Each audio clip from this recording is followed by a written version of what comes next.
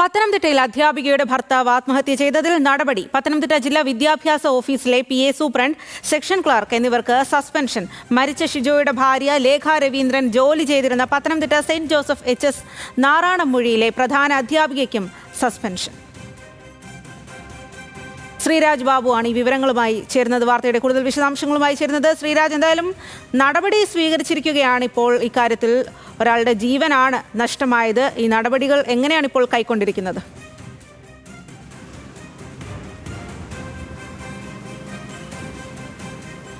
Swathi, 2024 November 26 കോടതി ഉത്തരവുണ്ടായിരുന്നു. അതായത് ഈ അധ്യാപികയ്ക്ക് മുൻകാല പ്രാബല്യത്തോടെ ആനുകൂല്യങ്ങളും കുടിശ്ശിക വരുത്തിയ ശമ്പളമടക്കം നൽകാനുള്ള കോടതി ഉത്തരവ് ഉണ്ടായിരുന്നു. ഇതിൻ്റെ അടിസ്ഥാനത്തിൽ 2025 ജനുവരി മാസം 31-ാം തീയതി നിർദ്ദേശം നൽകി. ഇത്തരത്തിൽ പൂർണ്ണമായും എന്തെല്ലാം കുടിശ്ശികയുണ്ടോ ശമ്പളവും ആനുകൂല്യവും അടക്കം മുഴുവൻ കുടിശ്ശികയും ശമ്പളവും നൽകി തീർക്കാനുള്ള നിർദ്ദേശം സ്കൂൾ പ്രധാനാധ്യാപികയ്ക്ക് നൽകിയിരുന്നു. പക്ഷേ അത്തരത്തിൽ ഈ പ്രധാനാധ്യാപിക തുടർ നടപടി എന്നോണം വിദ്യാഭ്യാസ വകുപ്പിൽ DE ഓഫീസിലടക്കം നൽകിയ അപേക്ഷയിൽ ഒരു നടപടിയും സ്വീകരിക്കാതെ ആ അപേക്ഷ വെച്ച് താമസിപ്പിച്ച് കാലതാമസം വരുത്തിയതിനാണ് ഇപ്പോൾ നടപടിയെടുത്തിരിക്കുന്നത്.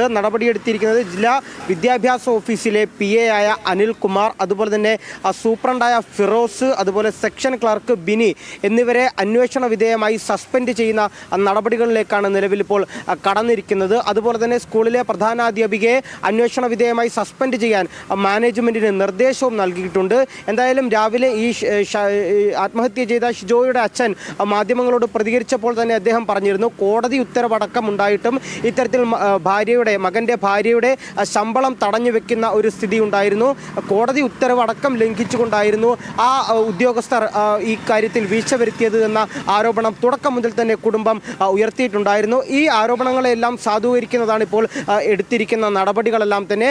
മനഃപൂർവ്വം കാലതാമസം വരുത്തി ഈ ഫയൽ അടക്കം വെച്ച് താമസിപ്പിച്ചു. പ്രധാനാധ്യാപിക അടക്കം നൽകിയ അപേക്ഷ അതിൽ ഒരു തുടർ നടപടിയും സ്വീകരിക്കാതെ വെച്ച് താമസിപ്പിച്ചു എന്നെല്ലാം കണ്ടെത്തിയിട്ടുണ്ട്. ഈ കണ്ടെത്തലുകളുടെ അടിസ്ഥാനത്തിലാണ് DE ഓഫീസിലെ ഉദ്യോഗസ്ഥരെയും അതുപോലെ തന്നെ പ്രധാനാധ്യാപികയും സസ്പെൻഡ് ചെയ്യാനുള്ള തീരുമാനത്തിലേക്ക് എത്തിയിട്ടുള്ളത്. പ്രധാനാധ്യാപികയെ സസ്പെൻഡ് ചെയ്യാൻ മാനേജ്മെന്റിന് നിർദ്ദേശം നൽകിയിട്ടുണ്ട്. ഞാൻ സൂചിപ്പിച്ചതുപോലെ ജില്ലാ വിദ്യാഭ്യാസ ഓഫീസിലെ PA ആയിട്ടുള്ള സുനിൽകുമാർ, സൂപ്രണ്ടായിട്ടുള്ള ഫിറോസ്, അതുപോലെ തന്നെ സെക്ഷൻ ക്ലർക്കായിട്ടുള്ള ബിനി, 3 പേരെയും അന്വേഷണ വിധേയമായി സസ്പെൻഡ് ചെയ്യാനാണ് നിലവിൽ ഉത്തരവ് വന്നിരിക്കുന്നത്. ശരി ശ്രീരാജ്, എന്തായാലും ഈ കാര്യത്തിൽ നടപടി ഇപ്പോൾ സ്വീകരിച്ചിരിക്കുന്നു. പത്തനംതിട്ടയിലെ അധ്യാപികയുടെ ഭർത്താവ് ആത്മഹത്യ ചെയ്തതിലാണിപ്പോൾ കർശനമായിട്ടുള്ള നടപടികൾ തന്നെ സ്വീകരിച്ചിരിക്കുന്നത്.